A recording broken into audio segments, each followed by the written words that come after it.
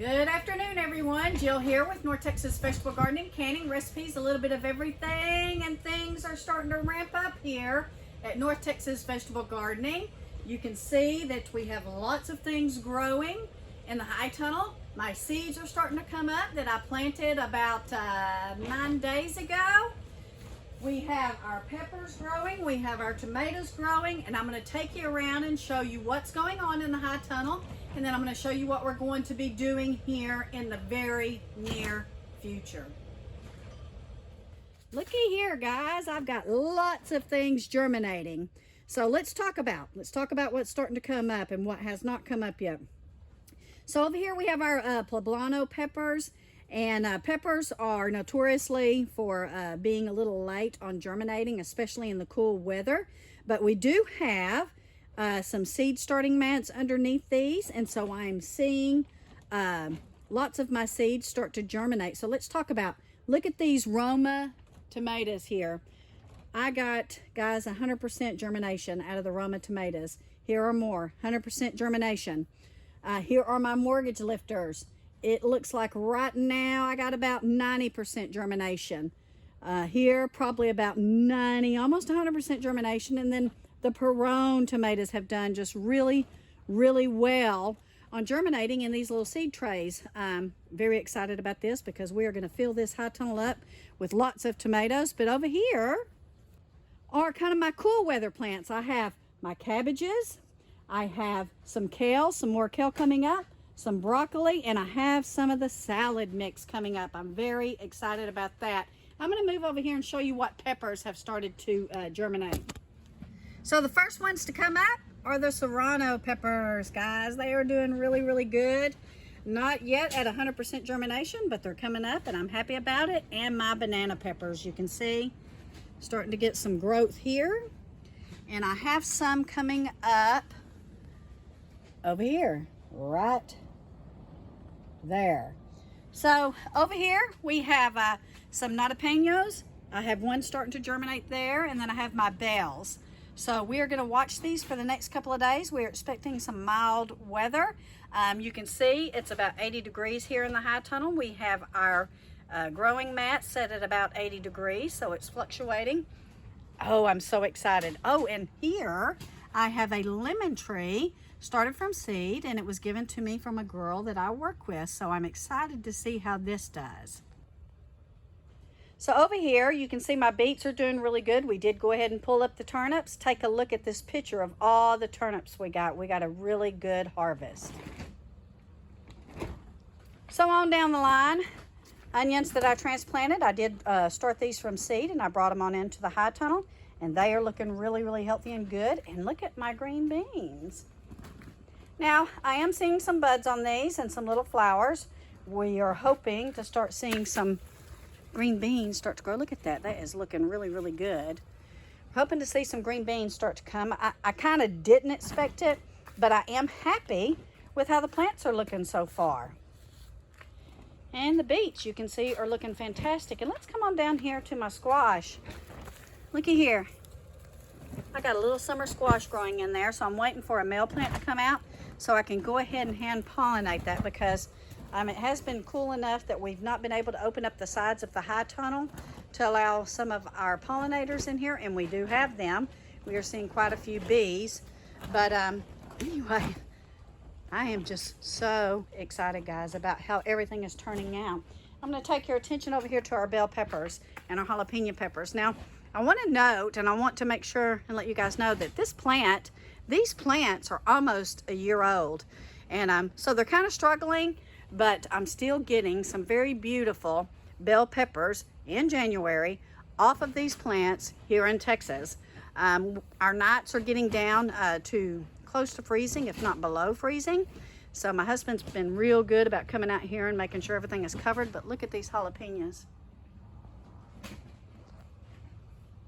These have popped lots and lots of little jalapenos. And then we have another bell pepper plant here, and we have more jalapenos in here. Now my husband is trying the wicking method, the wicking tub method, and we're going to see what we can do with this year, guys. We plan on planting some more items into our wicking tubs as my seeds come to fruition and we can start to plant some of my little transplants. Let's look at my tomatoes. Looky here. Lots of little tomatoes, guys. And I'm going to go on down the row here so you can see just how beautiful these tomato plants are looking. And just about every single one of them has tomatoes on them. Let's look at this one over here. You can see, oh, beautiful. This is one of the black cherries. And on down here, I have more black cherries. And then these two plants are the black crims. And looky there. Got me a tomato coming in there. And I got me a tomato coming in there. Now we do come out and I shake these plants to try to help them pollinate. But on down the line, I don't think they could look any better. They are looking fantastic. Swiss Chard, my Swiss Chard has done wonderful in here, and I'm going to tell you guys that Swiss Chard is now one of my favorite greens.